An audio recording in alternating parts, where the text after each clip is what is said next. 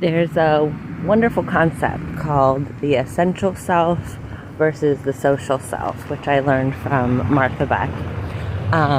You can read about it in her free book, Finding Your Own North Star, on Audible. It's free on Audible. And I was just thinking about how early on in my 20s, after my overdose, I got borderline personality disorder diagnosis. And one of the diagnostic characteristics, was identity disturbance. And it was clear that I had no essential self, no relationship with my essential self. I had so eliminated any awareness of my essential self, those things that are like just about me and not to please anyone, not to make me safe, not to fit in or get anything. Those characteristics had been so,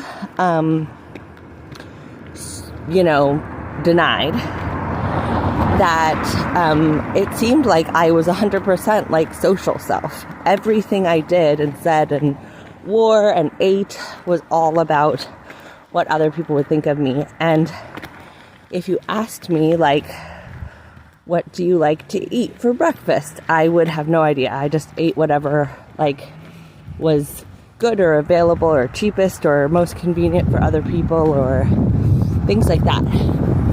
So at that point, I very much fit that criteria of having identity disturbance. I didn't know who I was. But I don't think that was because my brain was incapable of knowing who I was. It wasn't a disorder.